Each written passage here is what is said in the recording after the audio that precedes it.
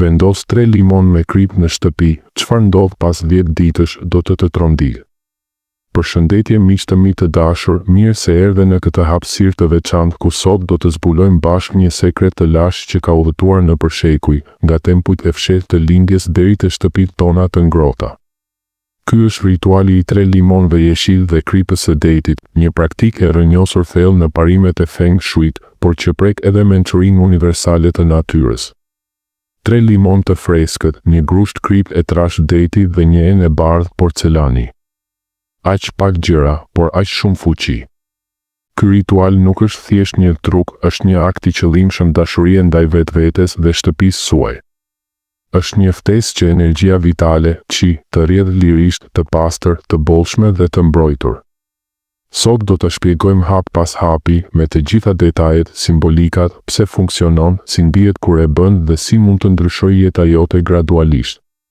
Miq të dashur, para se të ndiqni këtë video, mos harroni të pëlqeni faqen tonë dhe të shpërndani videot miqve tuaj, është shumë e rëndësishme për ne për mirëmbajtjen dhe rritjen e faqes sonë. Merr frymë thellë, le të fillojmë këtë udhëtim magjik.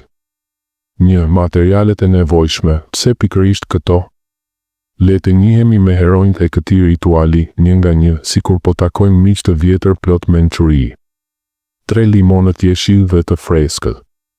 Lëreni dorën tuaj mbi një limon të freskët, ndjeni peshën e tij, freskinë e lëkurës, aromën që shpërndahet menjëherë.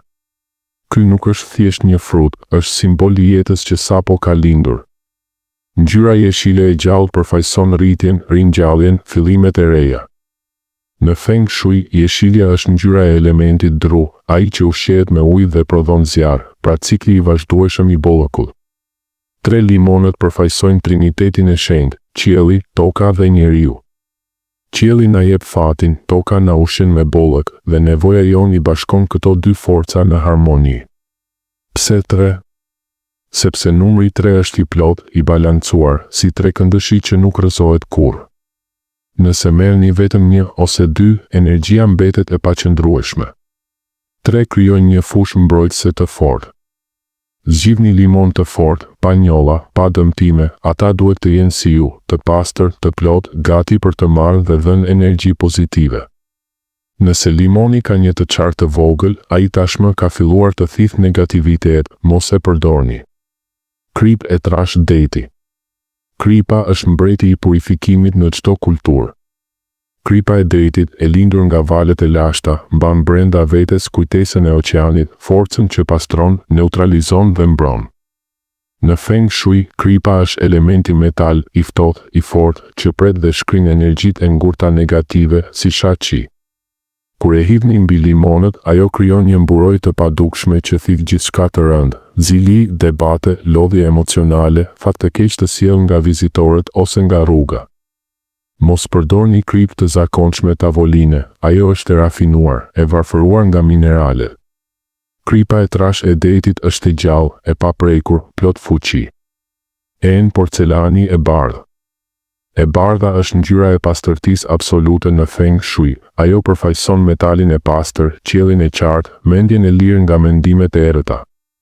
Porcelani është i brisht por i fortë, si shpirti ynë, i ndjeshëm, por i aftë të mbajë energji të lartë. Ena duhet të jetë pa asnjë çarje, pa gërvishtje, sepse çdo defekt simbolizon një rrjedhje të bollëkut. Kur vendosni limonët dhe kripën brenda, ena bëhet si një tempull i vogël, i shenjtë, i mbyllur, ku energjia negative hyn në kurth dhe shndërrohet në dritë. Përfundimisht, këto 3 elemente bashkohen si yin dhe yang, limonët, dru, yang, rritje, kripa, metal, yin, mbrojtje, ena, pastërti, balans. Kur i bashkoni me qëllim, krijoni një vorbull të fuqishme pozitive. 2. Hapat e ritualit, si ta bësh hap pas hapi me magji. Tani le të kalojmë në aktin e shenjtë. Bëjeni ngadalë, me ndërgjegje të plotë. Larja e limonëve me ujë të ftohtë. Mbushni një legen me ujë të freskët, të ftohtë, ky ujë përfaqëson lumin e jetës që lan gjithçka të vjetër. Merrni çdo limon në dorë dhe, duke folur në mendje ose me zë të ulët, ti që je dhuratë e natyrës, unë të laj nga çdo gjurmë e së kaluarës. Ti je i lirë, i pastër, gati për të sjellë vetëm të mirë. Lëreni ujin të rrjedh mbi ta si një përqafim i butë. Kjo hapje simbolike i bën limonët të virgjër, ata tani janë gati të marrin ngarkesën tuaj pozitive. Tharja me peshqir të butë. Mos i fërkoni fort, thajini me dashuri, sikur po i përkëdhelni fëmijët tuaj. Peshqiri i butë simbolizon butësinë me të cilën ne duhet ta trajtojmë energjinë e re. Ndërsa i thani, vizualizoni se po hiqni çdo pikë dyshimi, frike apo mungese. Prerja ose lënia e plotë. Këtu keni dy rrugë magjike. Të prerë në mes, për efekt të shpejt, prerja hap zemrën e limonit, ai lëshon menjëherë aromën dhe aciditetin e tij, duke punuar si një filtr i shpejtë. Është si të hapësh dritaret e shpirtit për të hyrë drita menjëherë. Ideale nëse ndjeni tension të fortë në shtëpi. Të plot, përbollëk afagjat, limonët e plot punojnë ngadalë, por thellë, si një pemë që rritet vite me radhë. Kjo është për ata që duan transformim të qëndrueshëm, pasuri që zgjat.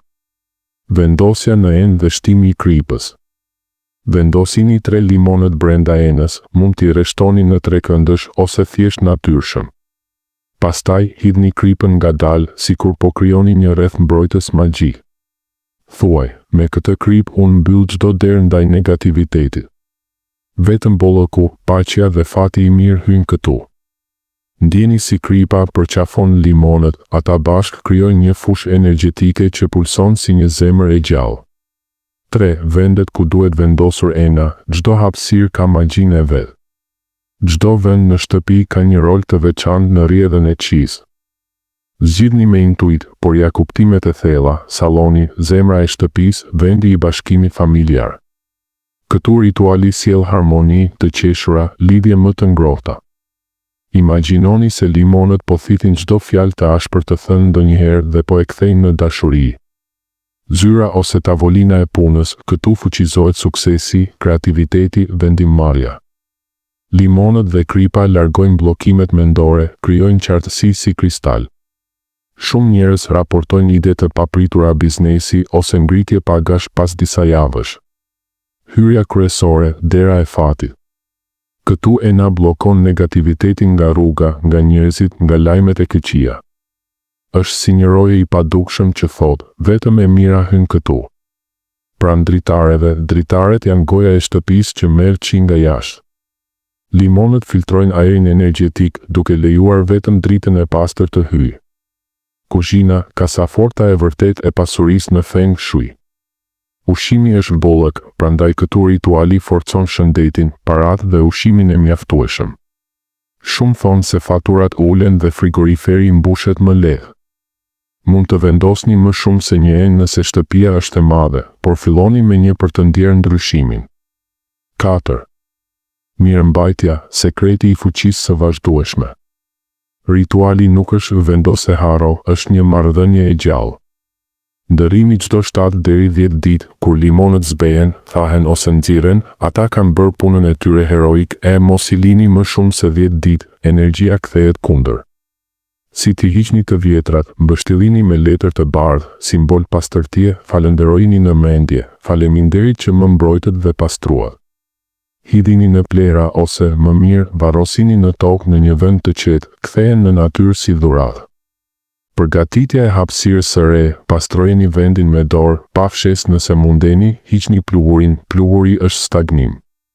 Ndizni një qiri ose thjesht merrni frymë dhe thoni, kjo hapësirë është e pastër dhe e hapur për bollë. Përfundim. Ky ritual është më shumë se hapa, është një kujtesë se ju keni fuqinë të ndryshoni mjedisin tuaj dhe mjedisi ju ndryshon ju. Bëjeni me besim, me qeshje, me dashuri.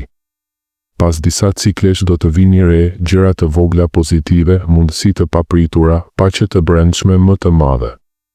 Nëse ju pëlqeu, bëni like, abonohuni dhe ndajeni me dikë që ka nevojë për këtë dritë. Ju uroj bollëk, paqe dhe fat të pafund. Faleminderit që ishit këtu me mua. Ju përshëndes. Ose siç themi ne, qoftë shtëpia juaj gjithmonë e mbushur me dritë.